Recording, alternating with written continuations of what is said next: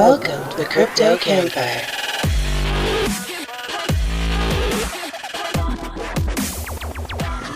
With your hostess with the mostest. They throw shade like it's confetti. Mitch and the Perfesser. Hey everybody, this is episode number 1 of the Crypto Campfire Podcast. This is the Perfesser and I'm here with Mitch. Hey guys. Hi Mitch. How's it going? All right, so I don't know what we've got ourselves into here, but we've decided we're going to do a podcast.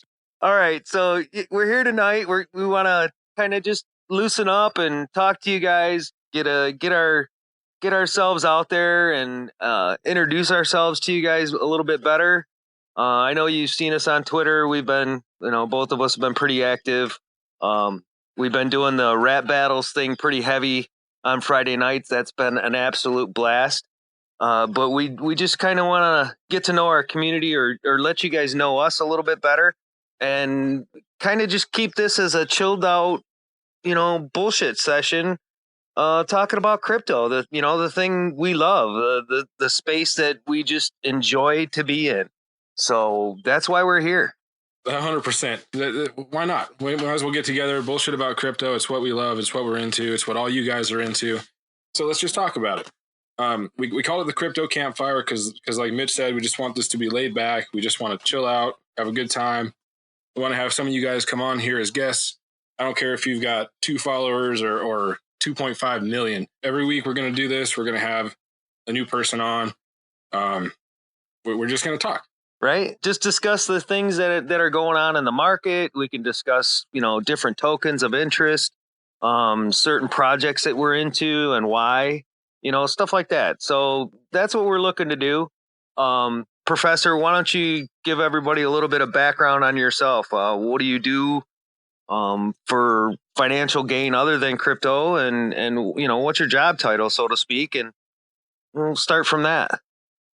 Yeah, that's a good point. We might as well kind of introduce ourselves and kind of give background on where we came from and how we got into crypto. And I first heard about Bitcoin way back in 2009. I was going to school for computer science, and there was a guy on Craigslist who had an ad up. He was trying to trade Bitcoin for stuff. I didn't really know what Bitcoin was. I had no idea. I kind of looked it up. It sort of looked interesting. I kind of just brushed it off. I had reached out to him to try and trade, and we never really made anything happen. And I just kind of let it slide and forgot about it. And so then 2016 rolls around and still doing some trading stuff. And I had a motorcycle that I traded off. And one of the things that I got in return was an old Butterfly Labs Bitcoin mining machine. Man, it did not do much for a hash rate. Wow. I hooked that thing up. And this was the first time I actually really started to look into what Bitcoin was. I still really had no idea what it was. I got this Bitcoin miner. I was like, cool, this is sweet. Maybe I can mine some Bitcoins. Why not? I think it was like $500 a coin at the time. We're pretty close.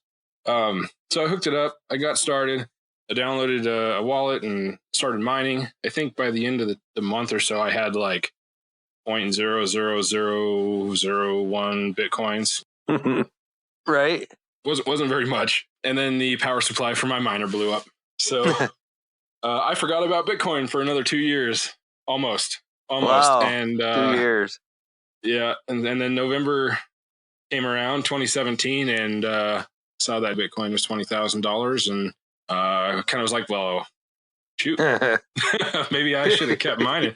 Right. Yeah. So here I am today. But so I really got into crypto, when a lot of us did in November of 2017.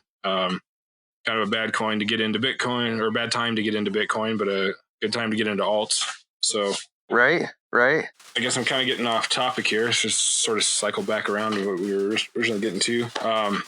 As far as what I do, I'm director of operations for NoBullshit Crypto. Before crypto, I did a whole lot of different things. I bounced back and forth between schools, changed majors between computer science and computer engineering, back to computer science, got into doing robotics and that kind of stuff. And I did a lot of freelance work. I have 17 years of freelance work just on my own. And then I got into crypto and now I'm also working as basically a systems administrator, running computer systems for a government contractor. Cool. So I got a lot of fun stuff to do outside of here. That sounds like fun. Absolutely. Exactly. Lots on my plate, but I'm having a good time. I'm loving working with Chris and the rest of the team at NoBS, and it's amazing having you on the team doing the community management stuff. And thank you. It's been a blast. So I'll hand it off to you and let you kind of introduce yourself, and then maybe we'll swing back around to favorite coins or something. Yeah, cool. So I'm a carpenter. I've been doing this for 32 years. I got out of the military, went into the military right out of high school, and then got out of the military and started banging nails. Been a carpenter, and then it was last year, January actually. I had been looking at crypto. I'd heard about it about some guy that bought pizza with a Bitcoin or something like that. Paid 10 Bitcoins for a pizza.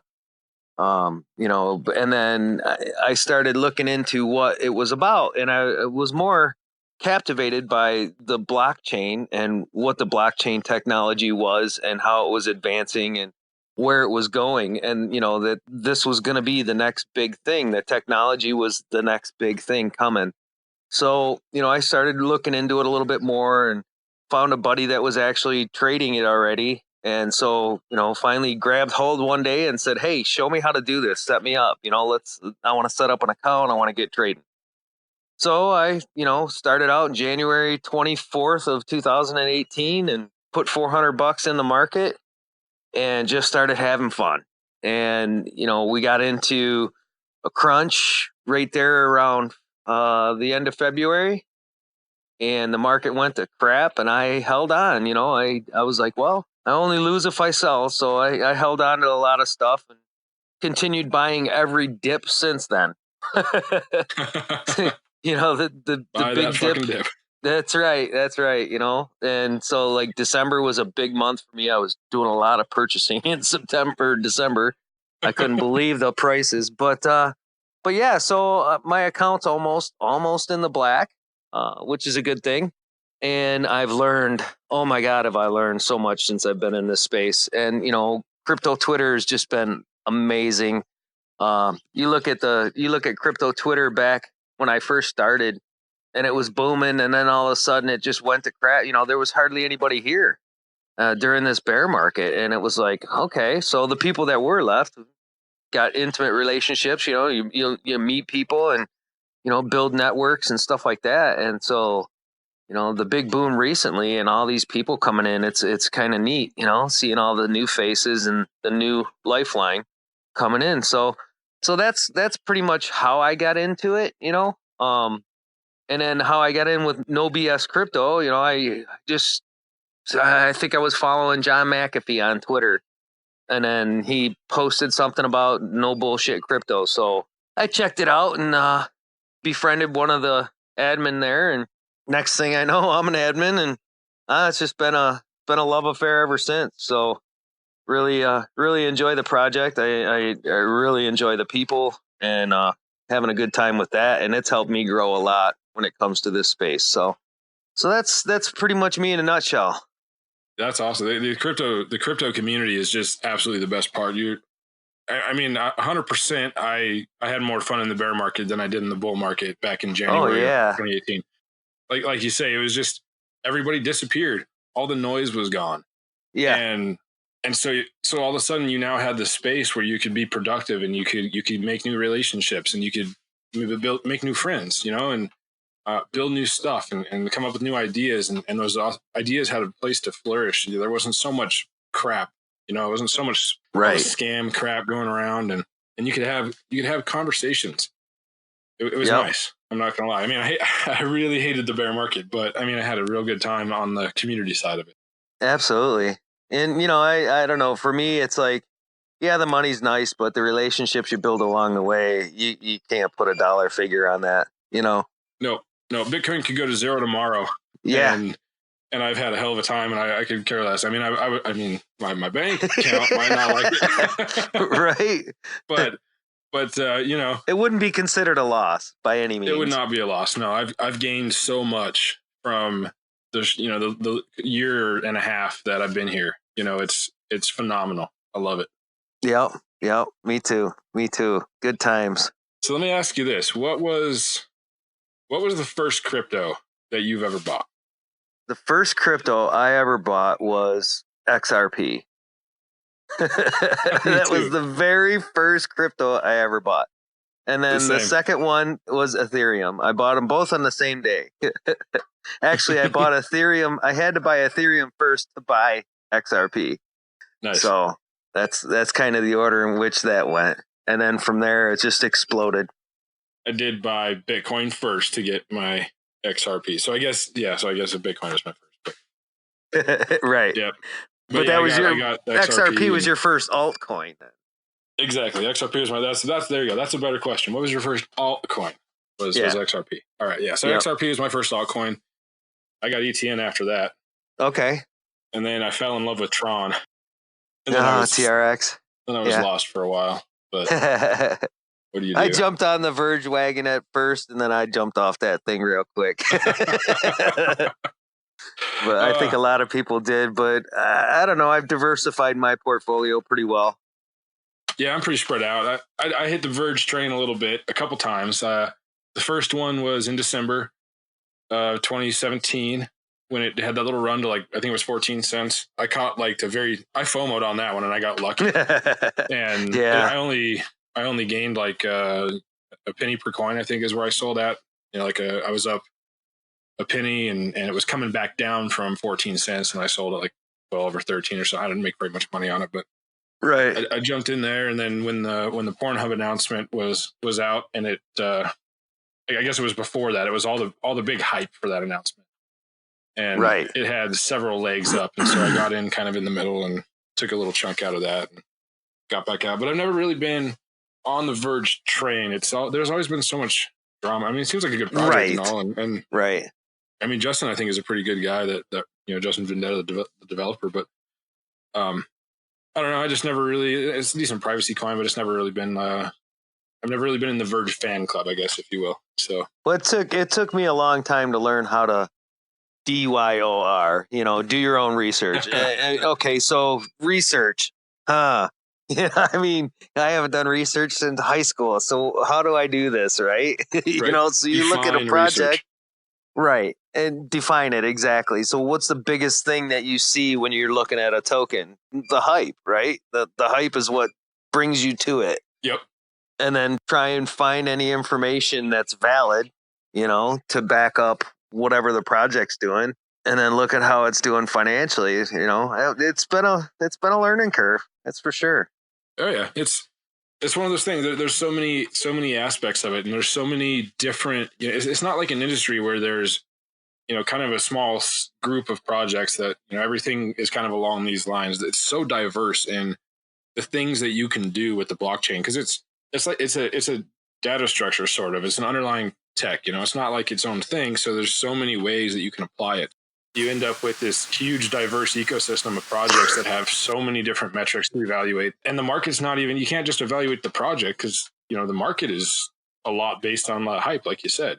So right. You can have a great project, and if nobody knows about it, it doesn't matter. Exactly. Or if there's a bunch of FUD or, whatever, it's not going to matter. So, and likewise, you might see a whole bunch of really good stuff on Twitter about a project, and it could all be bullshit. True. That brings us to the topic of integrity within the space. I mean, a lot of people struggle with ICOs anymore. Why? Because ICOs, everybody jumped on this bandwagon. Oh my God, look, we can make millions of dollars and then exit scam everybody. You know? So you've seen a lot of that shit going on. And so now everybody's got this bad taste in their mouth for ICOs. Come on, everybody wants to make a buck. That's fine. Let's make a buck, but let's do it honestly. I mean, I just never understood it, Yeah, it's a big problem in the space. There's a lot that needs to be done, and it makes it really hard for, the companies like NoBullshit Crypto that have done this all out of pocket. And there's not been an ICO or anything. There's a lot of projects out there that are in the same situation where you get projects they've got a good idea and they're making headway, but they haven't raised millions of dollars on an ICO. But you have a whole community that has been engaged with all these other projects that have. And so what they see is every minute we've got a new exchange, because it doesn't hurt to write that check for $20,000 for an exchange. Right. It's not a big deal. Not when you raised $50 million. Right. When you've got $50 million and sitting there in Ethereum or Bitcoin, most likely Ethereum from the ICOs or a similar, you got millions of dollars sitting there, and the exchange, they just want, $20,000 in Ethereum. You don't have to go through banks. You don't have to deal with any of that stuff. You just send it over, off you go. I mean, you can just blow this money. You can blow through it left and right, and you can be getting new partnerships and new exchanges and all this crazy stuff. And it's just, it makes it unrealistic. And then, like you say, you have these companies that have all this money. Maybe they have no idea what the heck they're doing. They've got a good idea. They've raised all this money. Maybe they're not intending to exit scam. Right. They may not be intending to exit scam anybody, but you can easily run into brick walls. Oh, sure. And if somebody that you're partnered with ends up sticking you, then what? So everybody on the whole project looks like a turd. It's bad. Yeah, there's a lot of possibilities for things to go wrong, and so it's just it's kind of hard to say clean up the space, because you can't really do much about it. It's a decentralized ecosystem, and it is what it is. But there's a lot of things you can do to kind of educate people or help steer them in the right direction, so that maybe they can avoid making some bad decisions and buying into some bad ICOs. So make better informed decisions. Exactly. So I don't totally disagree with the concept of an ICO, but I also don't really disagree with the concept of a little bit of regulation involved. But that said, I'm not a fan of government intervention. So no, I'm more of a referring to some sort of a software-based regulation, a software mechanism to kind of help things. But we're a long ways off on that. That's a lot more than number crunching. So oh yeah. Definitely is. It so is. we talked about tokens and stuff that we have, and then somebody told me about this app, applications for your phone, what's the best app to have, and a couple of people turned me on to Folio. So I got onto this Folio app, and oh my god, this thing's amazing, right? It keeps track of all my stuff for me except for that one thing. You got to put the information in when you make the trade, right? What a pain in the ass. I can't tell you how screwed up my Folio account got when I started doing a lot of trading. Oh my God. Yeah. So then when they came out with this API thing for the exchanges, it's amazing how it syncs and everything, all your trades, it just makes everything balance. And I was like, oh my God, this thing is so cool. I couldn't get over it. There's so many little tiny trades, especially, it's different if you're like a real long-term holder and that's all you do and you buy a few tokens here and you leave it. But, if you're like you and I and just can't keep your finger off the buy or sell button. Yeah, exactly. You have a list of trades that are not so fun to input manually into your wallet app. So it's it's helpful. It's helpful. But then the fees too, you forget about the fees, and then all those stuff you get, like the gas you get, right, for holding Neo. Yep. You forget about that, or you forget about whatever I forget what it's called for holding Theta. You get tokens for that too. So yeah, that the application for that Folio app is just off the hook, man. That thing's awesome. Yep. I used to use a different one, and it my biggest complaint with that was the fees and just trying to keep track of it, like you say, all that little manual stuff that you'd put in everything, but then you'd forget that other stuff, and you could go back through and do it, but it was just, there's just so much work. So right, especially if you made a lot of trades. Exactly. Over this past year, I should say 2018. Man, this has gone by fast. Wow. Oh, you're 2018. Everything has happened in 2018, and we're not even there anymore. Yeah. There's been a lot of new, improvements to these wallet apps, like those API things and things like that. So I really want to poke at Blockfolio or Delta or some of those guys and see if we can't get some of that NoBullshit Crypto rating and assessment numbers worked in there once we get that platform up and running. So, oh, that would be sweet. Yeah, that'd be really cool. And I know there's a lot of people that are going, huh? that don't really know what NoBullshit Crypto is, or what we look to do. Yeah, I'll save that for the next one. I won't plug it too deep here right now. So, but I'm down with that. Basically, the concept of it is we're just trying to build an unbiased ratings and assessment platform to kind of have a good source of unbiased information to determine whether or not you should look at buying into a project or not. And we also have some other indicators based on social metrics and things that we are going to integrate into that system for a little bit more stuff, if you will, to make your decision on. But I won't get too deep into it for now. So there's a lot of good stuff. Read the white paper. If you're interested and you want to learn more, go to nobscrypto.com and read the white paper. I'll leave it at that. There you go. There you go. We'll leave it at that. Yep. Cool. Okay, yeah. So everybody check out that NoBullshit Crypto white paper and get an idea of what you think on that. Now, I want to throw out there this Friday, again, as we've been doing the last few weeks, and it's been a big hit. The rap battles, they've been amazing, and it's been so much fun. Oh, my God, guys, just get on there, and we just, it's a blast. We just rhyme out stuff and, rap out our tweets on, Twitter with, crypto tweets and stuff like that. Check it out. If you haven't yet, it's a good time. I promise you'll be glad you made it. We got Gator on there. He's just amazing. This guy is just nonstop with this stuff. Gator kills it every time. He does. He's amazing. The guy's off the hook, and he doesn't just hold back for Friday. He's got to throw it out all week long. I love it. Oh, yeah. He's adopted this as his thing. He's right. He has. Moon, man. He has, for sure. For sure. And then, so, that being said, guys, if there's anybody out there that, might feel they have something valid to talk about or want to get on here and just jaw jack, shoot the shit, give us a holler or shoot us a DM and let us know. We'd be happy to have you on the show. It'd be something, that we're starting, have you on the podcast. I don't know. It's just going to be fun. That's all we're looking to do. Yeah, we just want to sit here. We're just sitting around the campfire, having a beer, bullshitting with other crypto enthusiasts. So if whether we know you or not, we want to come on here and let's just sit down and bullshit and see where it goes. Sounds good. All right. So I guess we will call it a night on that. Absolutely. Yeah, we had a good time. So guys, have a good night. It was fun to sit here and talk with y'all. And we hope you enjoy your day. You have a good night, everybody. See ya.